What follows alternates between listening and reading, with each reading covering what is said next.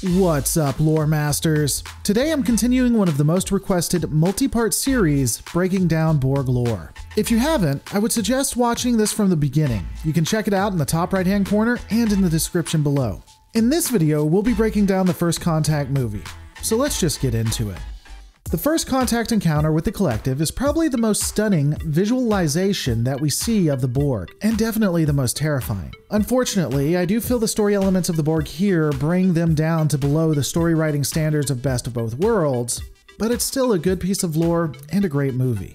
It's interesting to look at the Battle of Sector 001. We learn a lot more about both the Borg and Starfleet technology. At the Battle of Wolf 359, Starfleet was absolutely no threat to the Borg. Starfleet ships were tossed aside and destroyed like they were nothing. We see a significant change during the Battle of Sector 001, however. During the battle, we see that Starfleet weaponry is very effective against the Borg, causing extreme damage to the Borg cube itself. This is not to say that the Collective is not still superior. Indeed, the cube is able to break through at least one, if not 2 to 3, blockades made by Starfleet. However, the Federation has had time to prepare for just this encounter. We know that Starfleet has increased their weapon capabilities by dialogue found in Best of Both Worlds, as well as dialogue found in the Voyager episode Dreadnought, which did air and occur in continuity before the events of the Battle of Sector 001. In the Voyager episode, it is stated that there has been significant increases in torpedo technology. Additionally, we know that during this time, the Federation has been building up for their confrontation with the Dominion. When the Dominion is first encountered, their ships easily bypass the shielding of both space stations and Galaxy-class starships. However, by the time of the Dominion War, the weapons and defenses have been upgraded to at least be able to withstand an initial attack by the Dominion themselves.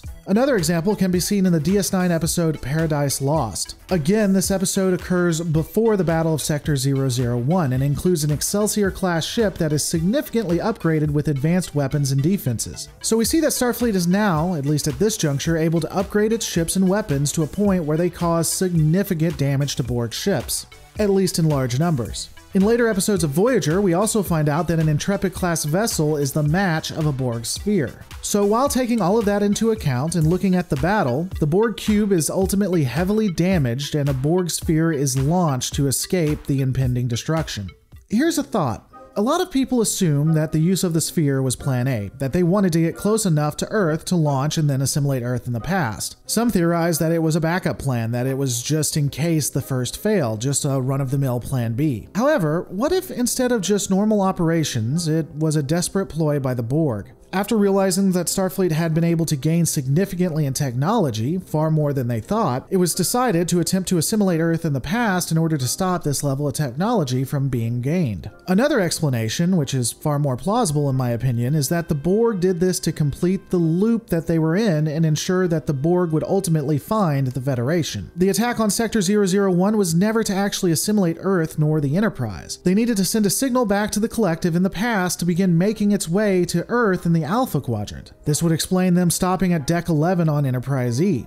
Now, in theory, you could argue that this would be accomplished by assimilating the entirety of the Enterprise E. However, it is possible that the Borg are aware, at some level at least, of the future Starfleet-like entity that monitors time, as well as Q, and thus are very selective when they use time travel and how far they'll go once in the past, doing this to prevent any type of temporal war they would not be able to win against entities far superior than they are. Honestly, I don't feel that this explanation is airtight. It does leave some lingering questions, but it is a possibility. It would appear to explain how the Borg were sloppy in their assimilation of the Enterprise. However, regardless of what the real reasoning is, the battle for the Enterprise E would occur. During this battle, the crew of the Enterprise E are largely assimilated and utilized to attack and either kill or assimilate their fellow crewmates. Though I'll be honest, the battle for the Enterprise E can be pretty lackluster. Ultimately, the Borg would assimilate from engineering up to Deck 11 and stop. They would utilize the technology to begin an attempt to sabotage that of First Contact with the Vulcans and contact the Borg in the Alpha Quadrant. Even though I describe this as a battle, the Borg interactions are consistent with what we've seen in the past. The drones do not attack unless they perceive an imminent threat or need a use for those that are present.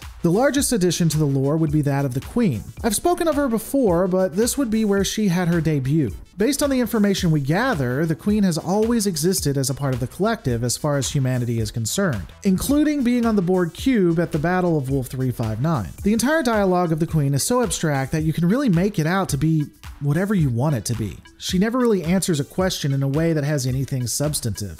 From what we see in First Contact, it would appear that she has some presence on every ship, or at least the cubes. There are a lot of discussions and theories on whether she controls the Borg or is just a part of the collective to some degree. In the Star Trek Voyager series, we see her have substantial power over the Borg. There are even interactions with her and the Borg as a collective where they're about to do an action and she countermands it. Again, whether this is due to her being a different processor working in tandem or a controlling hierarch in some form is unknown. To be fair, there are a lot of beta canon resources, including what we see on Star Trek Online and novels and film shorts. Now these are interesting theories, and I would love for Star Trek canon to pick one of them up and go with it. If they will is a different story, of course. But looking at the battle for the Enterprise E itself, the Borg would ultimately fail and the Enterprise E would return back to their timeline with advanced information on the Borg and Borg technology. I'll discuss the implications of that in a future video, but ultimately First Contact added a lot of visual deadliness to the Borg and opened up some interesting conspiracy theories, but failed to really deliver on anything substantial for lore of the Borg.